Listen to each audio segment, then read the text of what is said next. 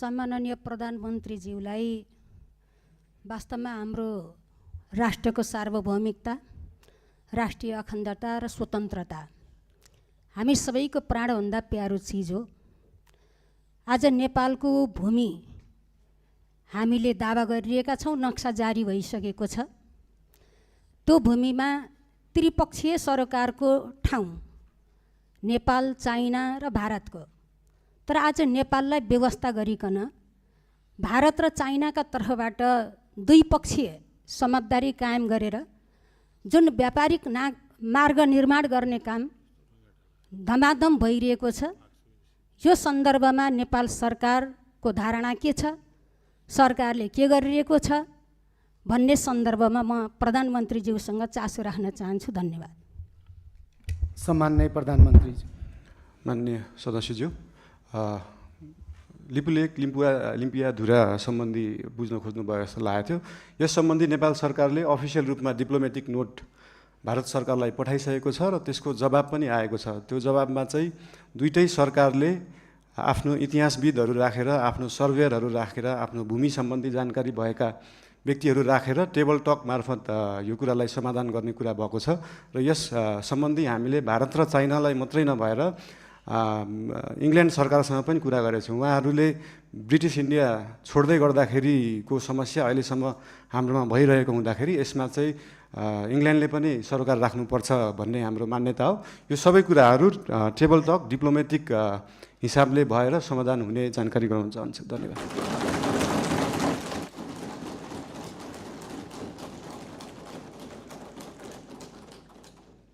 मान्य सदस्यहरू, विपक्षी बेन्चकै तर्फबाट नेपाली कम्युनिस्ट पार्टीको तर्फबाट आफ्नो प्रश्न छ भने 2 मिनेटभित्र प्रश्न राख्न समय दिन्छु। यो सामान्य सभामुख्य सार्वभौम संसदमा उपस्थित भएर प्रश्नको उत्तर दिने जुन जमर्को गर्नुभएको छ त्यसको निमित्त म सम्माननीय प्रधानमन्त्रीज्यूलाई हार्दिक धन्यवाद दिन चाहन्छु। म खास गरिकन दुईटा प्रश्न यहाँ राख्न चाहन्छु। आज यो तयारी त्यति हाम्रो पुगेको छैन। सम्मानज्यू आइहाल्नुभयो, प्रश्न माग गर्नुभयो, त्यसैले गर्दाखेरि त्यो माग अनुसारको यो प्रश्न राख्नुपर्ने एउटा जिम्मेवारी बोध भएको छ। एउटा कुरो के छ भने हामीले राष्ट्रिय सम्मानलाई अत्यन्त महत्त्वका साथ हेर्नुपर्छ। कुनै पनि बेला हामी सम्मानपूर्वक जिउने कुरामा हामी प्रतिबद्ध हुनुपर्छ। मैले यो सन्दर्भ लिस्ट डेभलप कन्ट्रीको एलडिसीको ग्रेजुएसनको सन्दर्भ उठाइरहेको छु। यो वर्ष हामी लिस्ट डेभलप कन्ट्रीको ग्रेजुएसन हुने अवस्थामा थियौँ। यसले हाम्रो राष्ट्रिय सम्मान बढाउन सक्थ्यो, आत्मविश्वास बढाउन सक्थ्यो, ताकि त्यसले गर्दाखेरि हामी अन्तर्राष्ट्रिय समुदायमा नेपाल अल्पविकसित होइन भन्ने खालको एउटा अनुभूति लिएर हामी हिँड्न सक्थ्यौँ। तर केही वस्तुहरूको निर्यातको सुविधाको निमित्त यो अवसरलाई हामीले अहिले 2 वर्षको निमित्त एक्सटेन्ड गर्ने सोचाइ बनाएको छौँ। म सम्माननीय प्रधानमन्त्रीज्यूबाट यो कुराको स्पष्ट रूपमा सकिन्छ भने हामी अहिले सबै यो इन्डिकेटर्सहरूबाट, हाम्रो जिएनआई पर क्याप्टाबाट पनि हामी सम्पूर्ण कुराबाट हामी ग्रेजुएसनको निमित्त फिट भइसकेको छौँ। त्यसैले गर्दाखेरि यही वर्षबाट ग्रेजुएसनको निमित्त हामी तयारी हौँ भन्ने म अनुरोध गर्न चाहन्छु। अर्को कुरो, सामान्य प्रधानमन्त्रीज्यू गरिबप्रति अत्यन्त उहाँ संवेदनशील हुनुहुन्छ। उहाँले त्यस सम्बन्धी गीत पनि गाउनु भएको छ। म के अनुरोध गर्न चाहन्छु भने अहिले जुन किसिमको सुकुम्बासी समस्याहरूमा डिल गर्न खोजिएको छ त्यो राज्यको तर्फबाट त्यो बिल्कुल सही तरिका भएन। उनीहरूको व्यवस्थापनको निमित्त एउटा उपयुक्त रणनीति तयार गरेर अगाडि जानुपर्ने थियो। त्यति मात्रै होइन, अहिलेको बजेट यो माथिल्लो तल र मध्यम वर्गको निमित्त मात्रै छ। निम्न मध्यम वर्गीय र गरिबको मुखी यो बन्न सकेको छैन। बजेटको डिस्कसनको बारेमा हामी यसमा थुप्रै प्रश्न उठाउनेछौँ, तर यसबारेमा सम्माननीय प्रधानमन्त्रीज्यूको आफ्नो सोच विचार र कसरी यो राष्ट्रिय अर्थतन्त्रलाई, हाम्रो अर्थ राजनीतिलाई लैजाने भन्ने बारे पनि यहाँको सोच हामी जान्न चाहन्छौँ। धन्यवाद। सम्माननीय प्रधानमन्त्री। धन्यवाद सम्माननीय सभामुखज्यू। यो उदाहरण एउटा दिन चाहन्छु। यो लिस्ट डेभलप कन्ट्रीबाट डेभलपिङ कन्ट्रीमा जाने अथवा डेभलपिङ कन्ट्रीबाट डेभलप कन्ट्रीमा जानेमा हाम्रै छिमेकी राष्ट्र चीन, चाइना चाहिँ अस्ति भर्खरै डेभलपिङबाट डेभलपमा गएको थियो, जबकि त्यो डेभलपमेन्टको पराकाष्ठा नागिसकेको देश हो त्यो। यो कुराहरू चाहिँ एकदमै स्ट्राटेजिक रूपमा सरकारले सोच्नुपर्छ जस्तो लाग्छ। अहिले नै हामीले एलडिसीबाट ग्रेजुएट हुँदै गर्दाखेरि हाम्रो ट्रेडका कुराहरू, हामीले निर्यात गर्ने विषय वस्तुहरूमा चाहिँ लाग्ने करहरू अहिले छुट पाइन्छ। हामी चाहिँ निर्यातमुखी हुनुपर्छ, देशमा उत्पादन भएको चिजहरू चाहिँ विभिन्न राष्ट्रहरूमा हामीले एक्सपोर्ट गर्न पाऊँ भन्ने हिसाबले 2 वर्षलाई त्यसलाई टारेका हौँ। त्यसलाई अहिले आत्मविश्वास बढाउने भन्दा पनि देशलाई पैसा चाहिएको छ, पैसा बढाउनेतिर ध्यान गएको छ हाम्रो।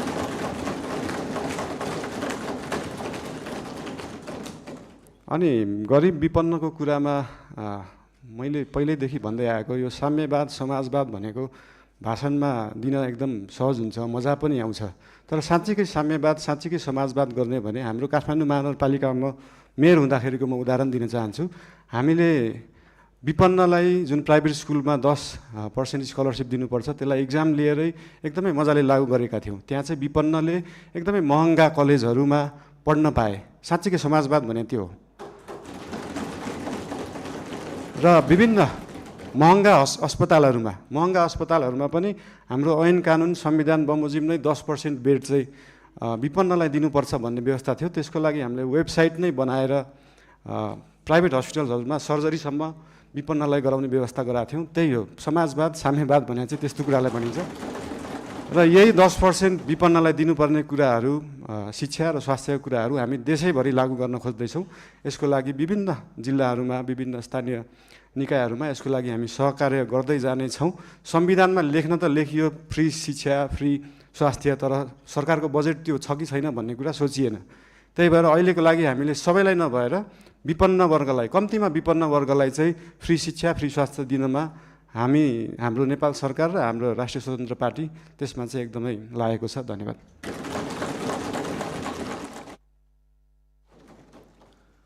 विपक्षी बेन्चकै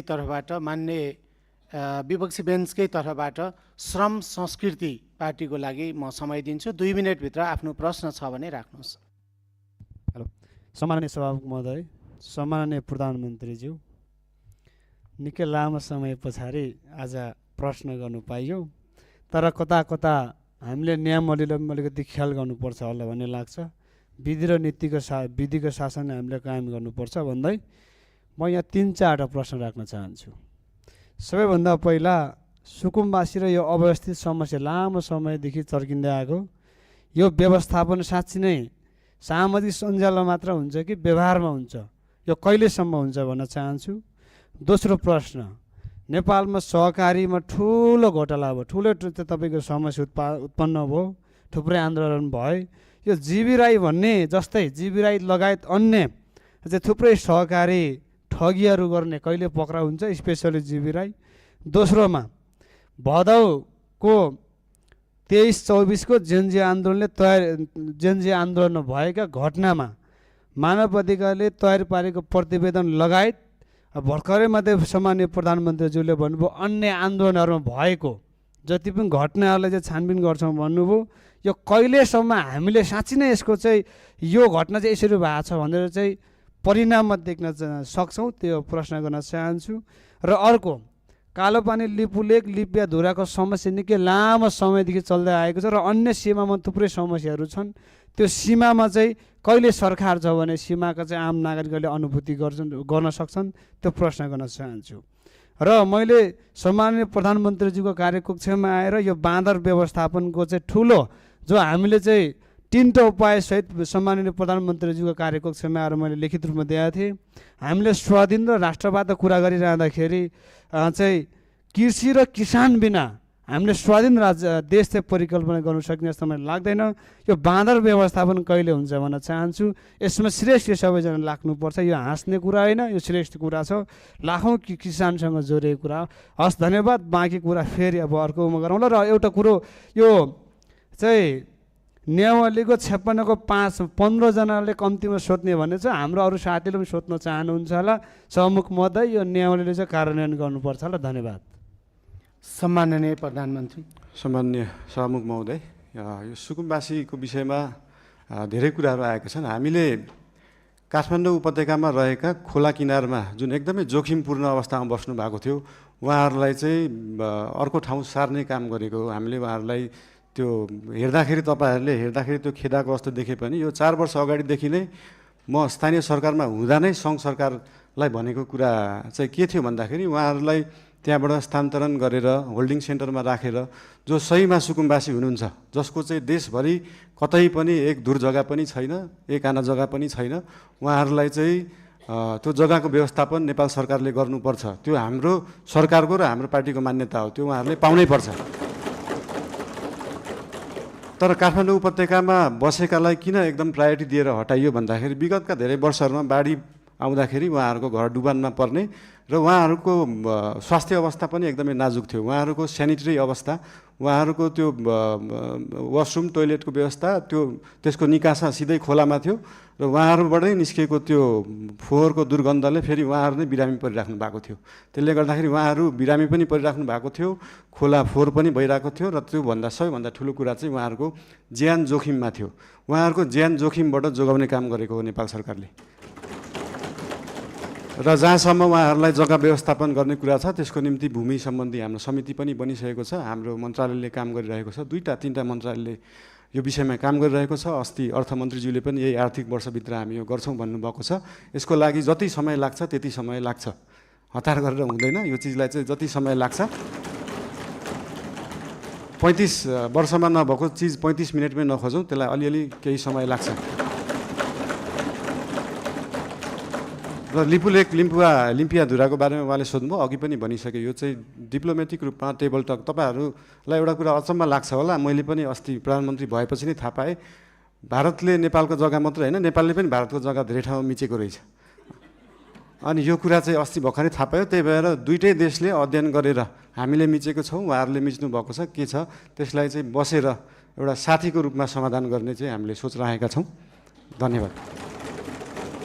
सहकारीको विषयमा पनि सोध्नु भएको थियो। सहकारीको विषयमा पनि अहिले एउटा कोष खडा गरेको छ र बाहिर न्युजमा आए जस्तो नेपाल सरकारको पैसा गएको मात्रै जस्तो देखिन्छ। हामीले सहकारीबाट उठाएको पनि पैसा छ। अस्ति लास्ट विकको रिपोर्ट हेर्दाखेरि 3 करोड जस्तो सहकारीबाट उठाइएको थियो, 50-60 लाख जस्तो दिएको थियो। यसको मतलब सरकारको पैसा गइरहेको होइन, हामीले सहकारीहरूबाट उठाएरै उहाँहरू पीडितहरूलाई पैसा बाँड्ने हो। त्यसमा कुनै पनि कन्फ्युजन नराख्न अनुरोध गर्न चाहन्छु। धन्यवाद।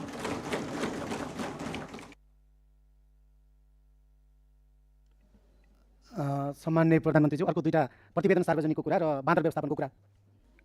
उहाँले यता प्रतिपक्षको तर्फबाट अघिको योभन्दा अगाडिको मान्य प्रश्नकर्ताले सदस्यले चाहिँ बाँदर व्यवस्थापनको कुरा र प्रतिवेदन सार्वजनिकको कुरा पनि राख्नु भएको छ। धन्यवाद। सम्माननीय सभामुखज्यू, प्रतिवेदनहरू अध्ययन समिति बन्छ।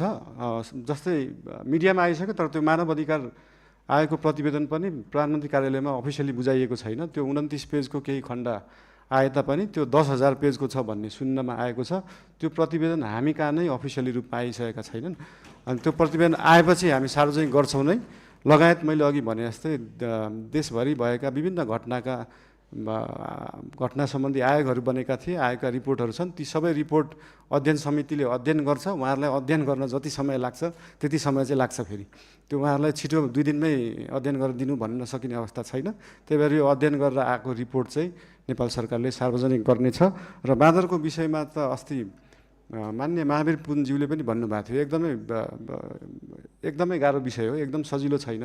यो भन्ने बित्तिकै तपाईँले विश्वमा जहाँ पनि हेर्दाखेरि बाँदरले बाली खाने रोकथाम गर्दा कि त त्यो खेतलाई चाहिँ वायरिङ गरेर घेरेर राखिन्छ, त्यो एकदमै खर्चिलो हुन्छ, कि त जङ्गललाई नै वायरिङ गरेर राखिन्छ। त्यो मानव बस्ती र जङ्गली जनावरलाई चाहिँ छुट्याएर राखिने चलन छ। यस सम्बन्धी अध्ययन गर्न समिति पनि बनेको छ, अध्ययन भइरहेको छ। यो एकदमै पेचिलो विषय भएको भएर तुरुन्तै गर्न नसकिने चिज भएर यसलाई चाहिँ हामीले देश विदेश विभिन्न देशहरूमा कुन उपाय लाइएका छन्, हामी हत्या हिंसामा नजाउँ भन्ने सोच भएको भएर त्योभन्दा अल्टरनेटिभ उपाय के हुनसक्छ त्यो सोच्दैछ। अहिले समिति गठन भएको छ।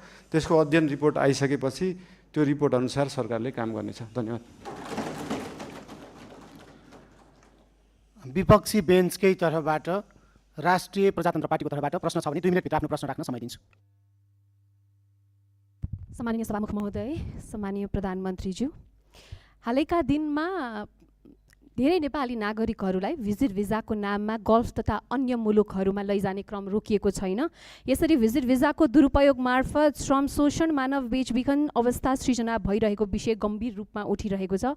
मैले यस विषयलाई संसदमा समेत उठाउँदै हजारौँ नेपाली नागरिकहरू विभिन्न बहानामा विदेश पुर्याउने र शोषणको चक्रमा फसाइने अवस्था रहेको कुरा उल्लेख गरेको नै थिएँ। यस सन्दर्भमा सरकारसँग मेरो प्रश्न छ, भिजिट भिजाको नाममा हुने यस प्रकारको अवैध श्रम आप्रवासन र मानव तस्करी नियन्त्रण गर्न सरकारसँग के कस्तो ठोस योजना छ? साथै सरकारले वैदेशिक रोजगारीको नाममा देखिएको संरचनागत शोषण रोक्न घरेलु श्रम, डोमेस्टिक वर्क सम्बन्धी प्रतिबन्ध पूर्ण विचार गर्ने सोच राखेको छ कि छैन?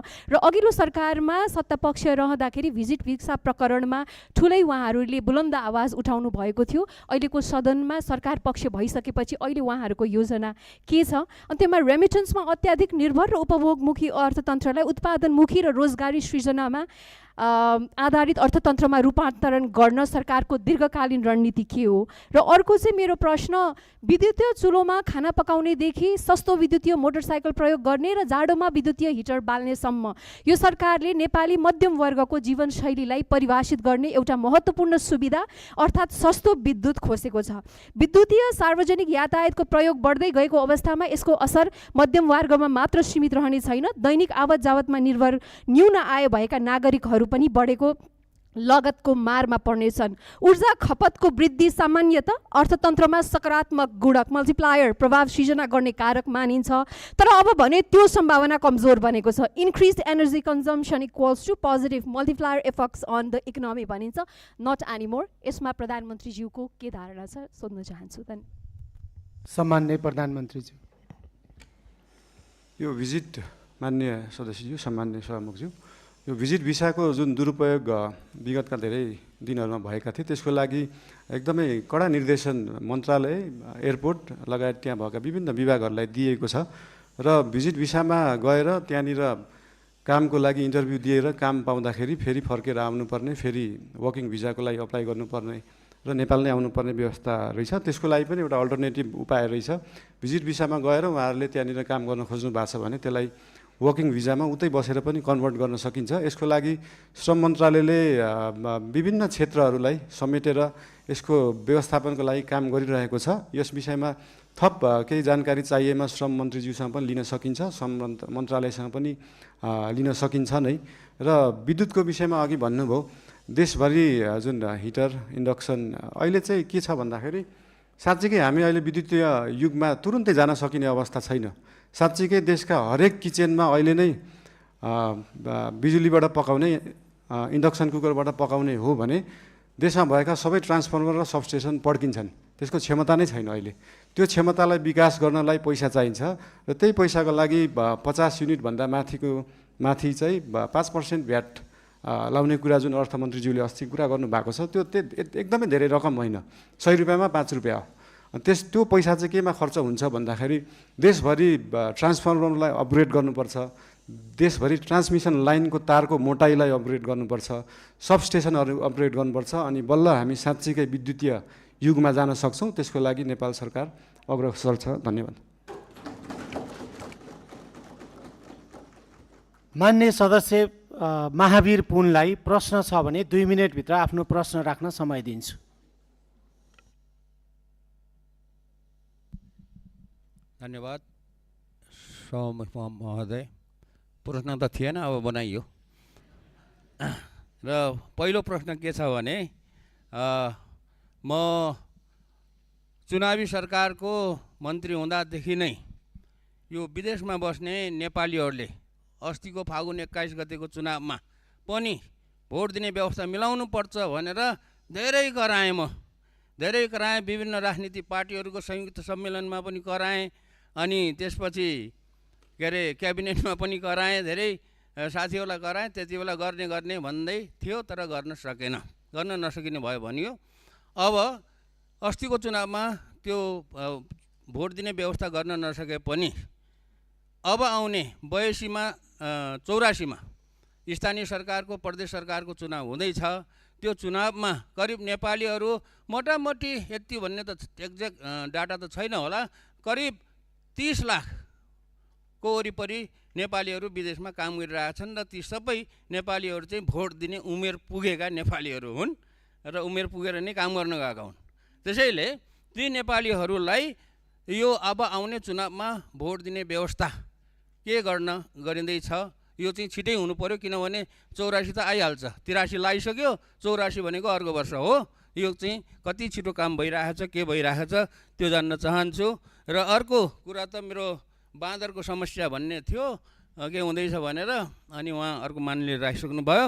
र एउटा कुरा के छ भने यो चाहिँ कम्प्लेन पनि हो, गर्नुपर्ने कुरा चाहिँ के छ त भन्दाखेरि स्थानीय तहमा चाहिँ राजस्व सङ्कलन गर्ने महालेखा नियन्त्रक कार्यालयबाट सूत्र रेभेन्यू भन्ने चाहिँ एउटा सफ्टवेयर राखेको रहेछ। त्यो सफ्टवेयरको धेरै कम्प्लेन आयो अनि जनताहरूले चाहिँ समयमा चाहिँ पाउन सकेनन्, सेवा पाउन सकेनन्। कहिले के बिग्रियो भन्छ अरे, कहिले के बिग्रियो, कहिले सर्भर डाउन इत्यादि गर्दाखेरि यो चाहिँ धेरै के अरे पालिकाहरूबाट मलाई कम्प्लेन आएको हुनाले यो कुरा सुनाइदिनु भनेको हो। त्यो कुरामा पनि के हुँदैछ, साँच्चीकै भएर कम्प्लेन आएको हो अथवा नभएर कम्प्लेन आएको हो, त्यो कुरा पनि जानकारी दिनु पर्यो। धन्यवाद।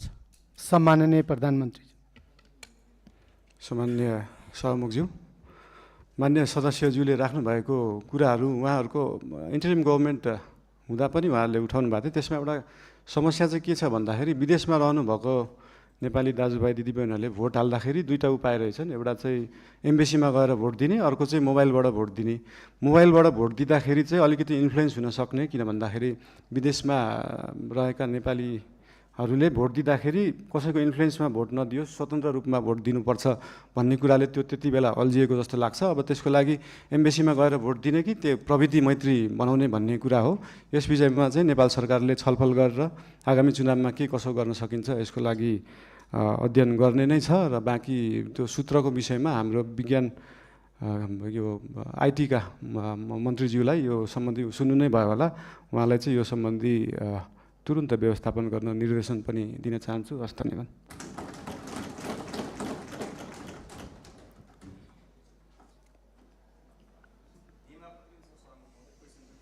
मान्य सदस्य एकछिन बस्नुहोस्, मैले काम बाँकी नै छ। मान्य सदस्य एकछिन बस्नुहोस्, मैले सत्तापक्षलाई समय दिन बाँकी नै छ। पछाडि पनि मान्य सदस्य एकछिन बस्नुहोस्, मैले सत्तापक्षलाई समय दिन बाँकी नै छ। सम्माननीय प्रधानमन्त्रीज्यूलाई प्रश्न उत्तर कार्यक्रम भइरहेको हुनाले सत्तापक्षको तर्फबाट राष्ट्रिय स्वतन्त्र पार्टीलाई आफ्नो दलको तर्फबाट 2 मिनेटभित्र प्रश्न छ भने प्रश्न गर्न समय दिन्छु।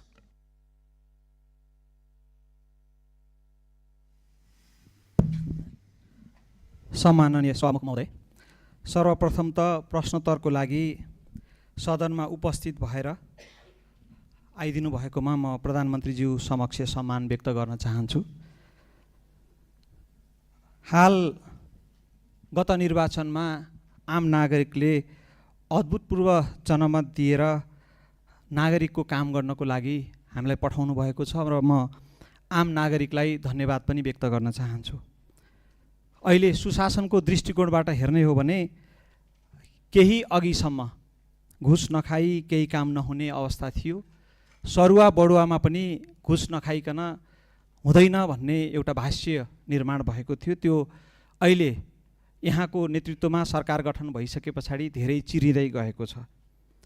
आम नागरिकको यो जनमत देशमा सुशासन र समृद्धिको लागि हो भन्ने कुरामा दुई मत छैन। नो इफ नो बट, सुशासन चाहियो, समृद्धि चाहियो भन्ने छ र सरकारले त्यसै अनुरूप काम पनि गर्दै गएको कुरा आम नागरिकलाई आश्वस्त हुने गरी प्रस्ताइदिनु हुन सम्माननीय प्रधानमन्त्रीज्यूलाई हार्दिक अनुरोध गर्न चाहन्छु। धन्यवाद। सम्माननीय प्रधानमन्त्री। सम्माननीय सभामुख महोदय, मान्य सदस्यहरू, यस विषयमा हामीले विभिन्न समयमा भन्दै पनि आएका छौँ। हाम्रा माननीय मन्त्रीज्यूहरूले, पार्टीका सभापतिज्यूले पनि भन्दै आउनुभएको छ। हामीले पहिलो वर्षलाई चाहिँ सुशासनको वर्षको रूपमा लिएछौँ। सुशासन भन्दैमा फेरि हामीले विकास नै गर्दैनौँ, पूर्वाधार नै बनाउँदैनौँ भन्ने चाहिँ होइन, तर यो वर्षलाई चाहिँ पूर्ण रूपमा हाम्रा माननीय मन्त्रीज्यूहरू र विभिन्न क्षेत्रमा रहनुभएका, विभिन्न क्षेत्रबाट आउनुभएका माननीय सांसदज्यूहरू, उहाँहरूको निगरानीमा पनि विभिन्न क्षेत्रहरू हुन्छन्, विभिन्न पालिकाहरू छन्, विभिन्न निकायहरू छ। हाम्रो नेपाल सरकार र राष्ट्रिय स्वतन्त्र पार्टीले चाहिँ यो पहिलो वर्ष पूर्ण रूपमा देशलाई चाहिँ सुशासनतर्फ लाने, व्यतिथिहरूलाई हटाउने, यो भ्रष्टाचार एकदमै बलियो जरा बनाएर बसेको भ्रष्टाचारलाई चाहिँ निर्मूल गर्न चाहिँ नेपाल सरकार हाम्रो पार्टी एकदमै तत्पर रहेको छ। यो चिज विभिन्न कार्यालयहरूमा जाँदा, मालपोत कार्यालय, company registrar, blue book renew गर्दा विभिन्न ठाउँहरूमा जाँदा देख्नु पनि भएको छ होला र यसलाई नेपाल सरकारले निरन्तरता दिनेछ। धन्यवाद। माननीय सदस्य